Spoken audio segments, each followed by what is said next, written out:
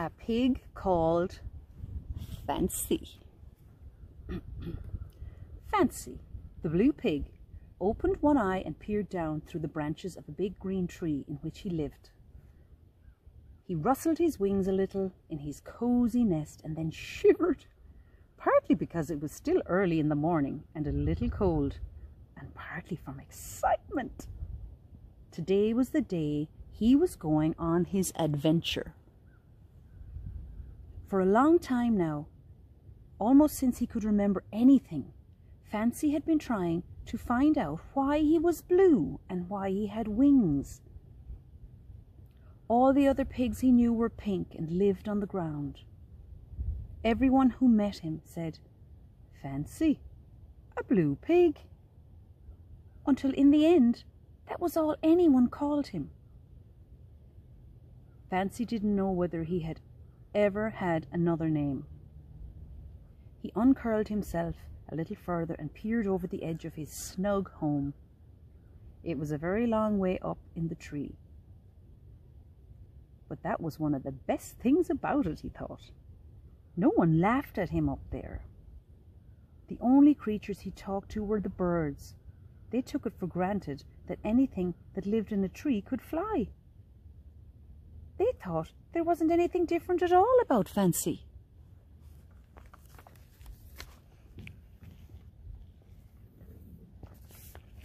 The fat little pig clambered out of his nest and unfolded his wings. They were not feathery like a bird's. They were rather silky and very thin, so that when Fancy flew, the sun shone through them and it made them sparkle with all the colours of the rainbow. Even though the other pigs laughed at Fancy, he was very proud of his wings. Avoiding the branches of the tree and the other tall trees nearby, Fancy glided down to earth. He landed with only a little bump. He was much better at it than he used to be. When he first began to fly, he couldn't manage to land properly at all. He came down with a terrific crash, which left him quite bruised and breathless. Sometimes he forgot to fold his wings in time, so that he kept bouncing up and down instead of staying on the ground. But now he was really good. He zoomed in for a superb landing and started looking for breakfast. He snuffled around on the carpet of leaves, looking for nuts and berries. He knew it was very important to eat well before he left on his adventure.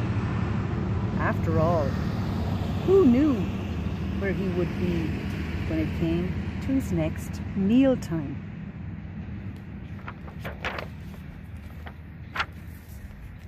He had a large breakfast and set off. He went north. A long time ago, when Fancy was very small indeed, a visitor had arrived in the forest. He was not like anything anyone had ever seen.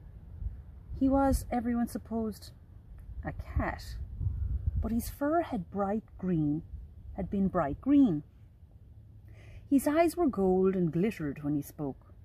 The other animals were a little afraid of him, but Fancy had liked him and asked at once if the cat could help him solve his problem. The golden eyes had glittered, the fur had gleamed greenly in the sunshine, and Cat had said, "Go north. That is where your answer lies."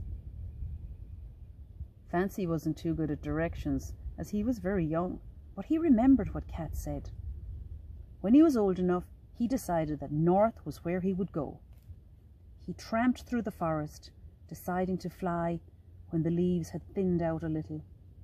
The sun could barely reach through the thick forest. Fancy had to keep moving in order to stay warm. The animals he met all seemed busy and not very friendly. There was a snake which hung down from a branch on a tree and gazed at him without speaking. Fancy hurried past. He didn't care for the way the snake was looking at him. Perhaps snakes ate pigs, even blue ones with wings.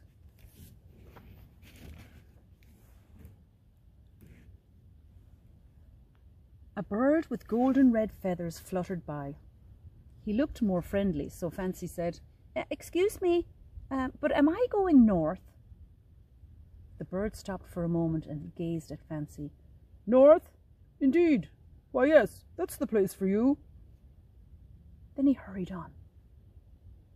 Fancy had begun to feel a little more cheerful when there was a thundering noise behind him. In his fright, he flapped his wings and flew up to the nearest branch, where he huddled very still.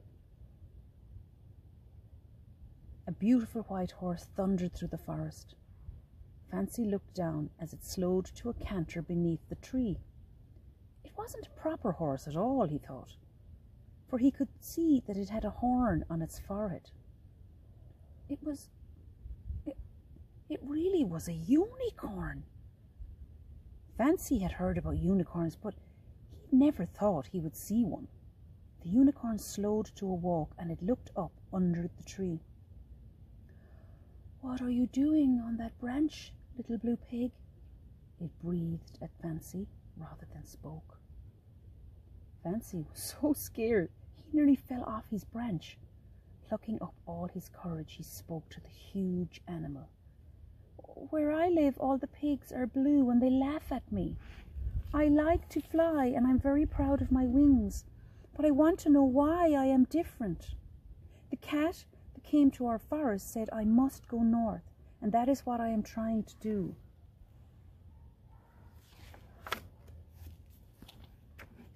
"Come with me, little pig. I too travel north."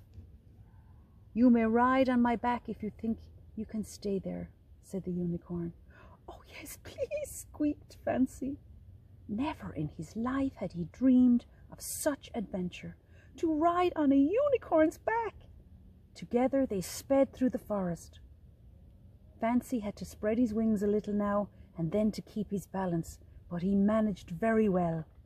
Before Fancy knew what had happened, the forest had come to an end. At last he knew why everyone had told him to go north. Before him lay a valley. The sun shone and the grass was green. In the distance a river sparkled and gleamed. Small green furred cats played on the ground, and the air was full of just blue pigs, with wings of silk that rustled and shone in the light. Without a backward glance, Fancy took off from the unicorn's back. He was home at last. Now, children, I hope and pray that you find your own tribe, because that's what Fancy did. You do the work and you will get there. I got this little book for my son when he was small. He's a big boy now. I love you, Arbar, Boogie.